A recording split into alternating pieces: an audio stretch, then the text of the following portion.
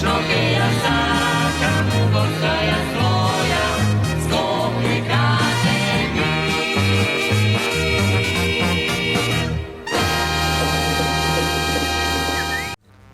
Од утрово започна асфалтирањето на ново проектираната улица 2 во населбата Железара, што представува уште еден значаен чекор кон модернизација и унапредување на локалната инфраструктура. Овој проект е дел од пошироката стратегија на општина Газибаба за подобрување на условите за живот на граѓаните и обезбедување на поквалитетна комунална мрежа. Како што информираше градоначалникот на општина Газибаба, Бобан Стевковски, преку објава на социјалните мрежи, покрај изградбата на улицата паралелно се реализирани клучни подземни инфраструктурни запади. Изградена е комплетна фекална канализација како и нова водоводна мрежа, со што се решаваат долгогодишни проблеми и се поставуваат основи за одржлив урбанен развој. Овие инвестиции директно влијат врз подобрувањето на здравствените и хигиенските услови, како и врз секојдневниот комфорт на жителите, велат надлежните. Купната вредност на овој проект изнесува 14 милиони денари, средства обезбедени преку вториот јавен повик на владата на Република Македонија. Новата улица е со должина од 227 метри, се очекува значително да ја подобри сообраќајната поврзаност и безбедност во овој дел од населбата. Локалната самоуправа најавува дека ќе продолжи со засилено темпо на инвестиции во патната и комуналната инфраструктура. Целта е, велат оттаму, секоја мало да добие уредени улици, современи инсталации и подобри услови за живот, со што општината ќе стане поурбано и пофункционално место за сите жители. По долг период исполнет со административни процедури и предизвици, конечно започнува реконструкцијата и модернизацијата на универзалната сала, еден од најпрепознатливите културни символи на Скопје и државата. Министерот за култура и туризам Зоран Љутков ја објави оваа вест, истакнувајќи дека се отстранети сите правни пречки за почеток на градежните активности.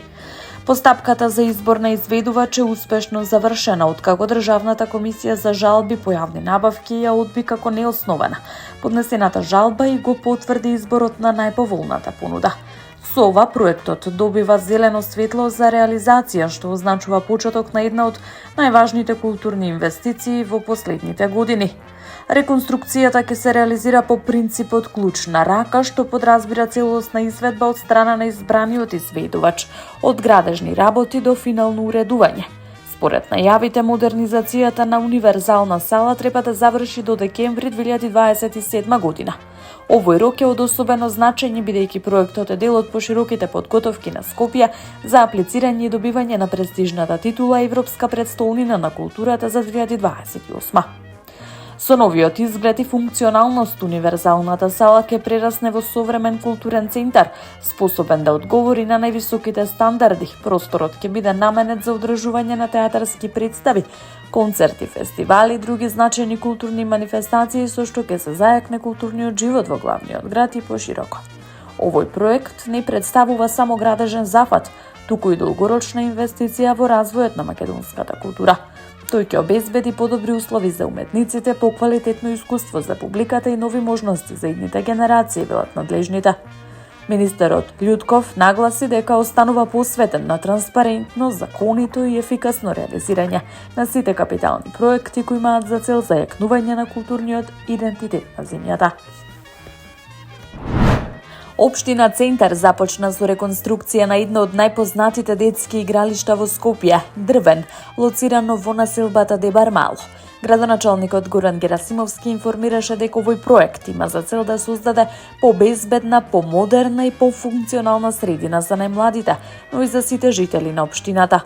Во рамки на реконструкцијата, старите и дотраени реквизити, како и урбаната опрема, ќе бидат целосно заменети со нови, современи и безбедни содржини.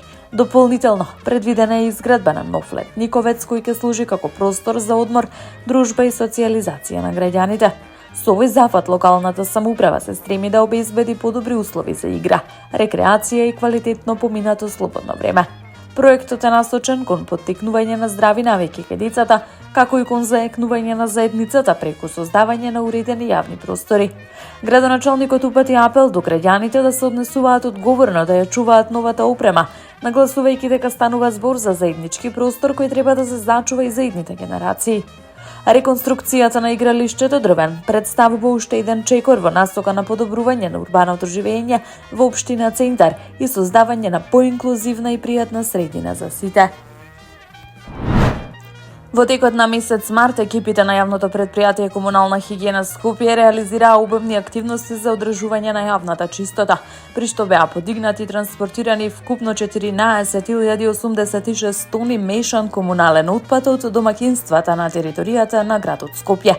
Овие податоци укажуваат на континуираниот ангажман на предпријатието во справувањето со отпадот и одржувањето на хигиената во главниот град, велат оттаму.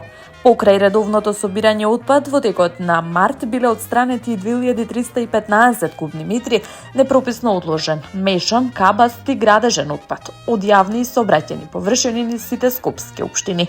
Неголемо количество ваков отпад, дури 540 кубни метри, е регистрирано и подигнато во општина Карп, што укажува на потребата од поголема јавна свест и одговорност кај граѓаните. Јавното предпријатие Комунална хигиена Скопје продолжува со интензивно одржување на јавната хигиена на булеварите и улиците под надлежност на град Скопје. Секојдневно во 3 смени се спроведуваат активности за машинско и рачно метење на централното градско подрачје, вклучувајќи ги плоштадот Македонија, улицата Македонија, како и помалите плоштади Филип II, Мајка Тереза и Богородица. Дополнително, предпријатието го започна и сезонското машинско миење на улиците со автоцистерни, кој се реализира во доцните вечерни часови, со цел зголемување на ефикасноста и намалување на сообраќајниот метеж. Во насока на подигнување на еколошката свест, во текот на март беа организирани едукативни активности во скопските училишта. Овие активности представуваат дел од пошироките напори за создавање почиста и поодржлива урбана средина, но и потсетник дека одговорноста за хигиената е заедничка и на институциите и на граѓаните. Плоштадот во скопската населба Автокоманда доби нов свечен изглед во пресред на великденските празници, внесувајќи атмосфера на радост, топлина и надеж меѓу жителите.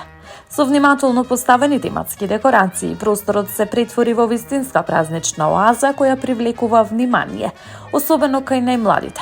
Градоначалникот на општина Газибаба Бобан Стевковски сподели видеозапис од украсениот плоштад, прикажувајќи ја празничната атмосфера што владее во овој дел од градот. Декорациите, инспирирани од великденската символика, создаваат пријатен амбиент за прошетка, дружба и уживање во празничните денови. Оваа иницијатива има за цел не само естетско разубавување на јавниот простор, туку и поттикнување на заедништвото и празничниот дух кај граѓаните. Особено децата се воодушевени од шарените украси, што дополнително придонесува за позитивна атмосфера во заедницата, велат надлежните. Во својата порака до граѓаните, Стевковски упати искрени честитки по повод Великден, посакувајќи воскресението Христово да донесе љубов, мир и благосостојба во домовите. Јавното сообраќајно предпријатие ЈСП Скопје ги известува своите корисници дека денеска жичницата на Водно нема да биде во функција поради засилен ветар. Оттаму посочија дека јачината на ветрот ги надминува дозволените граници, како објектот би функционирал непречено и безбедно. Надлежните служби ја следат состојбата на терен. Во оној момент кога ќе се создадат соодветни временски услови за работа, жичницата ќе продолжи со непречено превезување на патници, велат од ЈСП Скопје и воедно се заблагодаруваат на разбирањето. Таму е Скопје, град мој љубав лише, што ми расуте сни. Вечно ќе ја сакам во